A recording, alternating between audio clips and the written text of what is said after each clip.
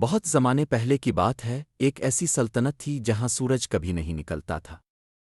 وہاں صرف چاند کی نرم روشنی پھیلی رہتی تھی جو ہر پھول، ہر درخت، ہر قطر آب اور ہر خواب میں زندگی کی لہر دوڑا دیتی تھی۔ اسی سلطنت کے دل میں ایک نازک مزاج اور دلکش روبستی تھی، شہزادی امیرا۔ اس کی آنکھوں میں آسمان کے ستارے جھلملاتے تھے اور اس کے بالوں سے چاندنیوں پھوٹتی تھی جیسے رات نے خود اسے اپنی روشنی سے تراشا ہو۔ مگر امیرا اپنی روشنی سے خوش نہیں تھی۔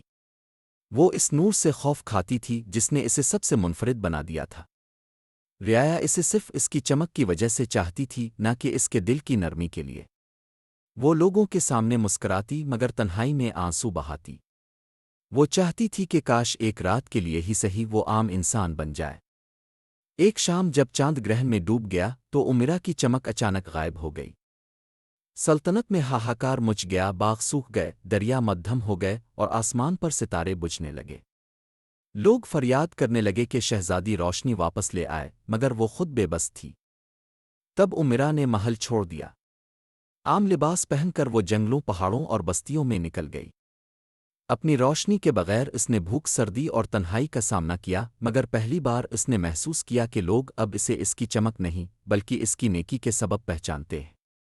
وہ پانی بھرتی، آگ جلاتی اور غریبوں کے زخموں پر مرہم رکھتی۔ ایک رات جب وہ ایک بوڑھی عورت کی ٹوٹی ہوئی لالٹین درست کر رہی تھی تو بوڑھی عورت نے مسکرا کر کہا، بیٹی، روشنی وہ نہیں جو تم پہنتی ہو، روشنی وہ ہے جو تم دوسروں کو دیتی ہو۔ یہ جملہ امیرا کے دل میں اتر گیا۔ اسے اچانک احساس ہوا کہ اس کی چمک کبھی چاند سے نہیں آئی تھی، وہ تو اس کے اپنے دل سے پھوٹی تھی۔ چاند تو بس اس کا عکس دکھاتا تھا۔ جیسے ہی وہ مسکرائی، لالٹین روشن ہو گئی اور اسی لمحے اس کا نور بھی لوٹ آیا، پہلے سے زیادہ گرم، نرم اور روشن۔ جب وہ واپس اپنی سلطنت آئی تو لوگ حیران رہ گئے، مگر اب وہ پرانی امیرا نہیں رہی تھی۔ وہ نور کی دیوی نہیں، ایک ہمدرد دل والی انسان بن چکی تھی جو آسمان نہیں بلکہ دلوں کو منور کرتی تھی۔ جب وہ واپس اپنی سلطنت آئی تو لوگ حیران رہ گئے، مگر اب وہ پرانی امیرا نہیں رہی تھی۔ وہ نور کی دیوی نہیں، ایک ہمدرد دل والی انسان بن چکی تھی جو آسمان نہیں بلکہ دلوں کو منور کرتی تھی۔ اور ہر رات جب چاند طلوع ہوتا، اس کی چمک ایک پیغام بن کر پھیل جاتی۔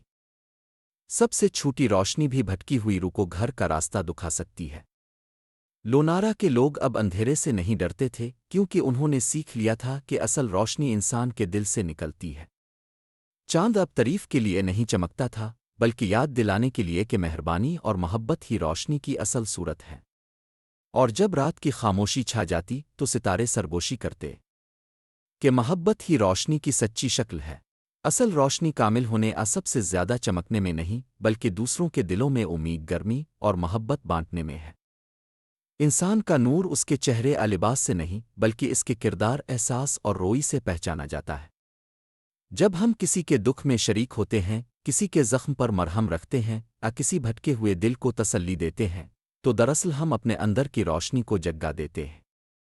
زندگی کا اندھیرا ہمیشہ باہر نہیں ہوتا، اکثر وہ ہمارے اندر ہوتا ہے، خوف، غرور، خود غرضی کی صورت میں۔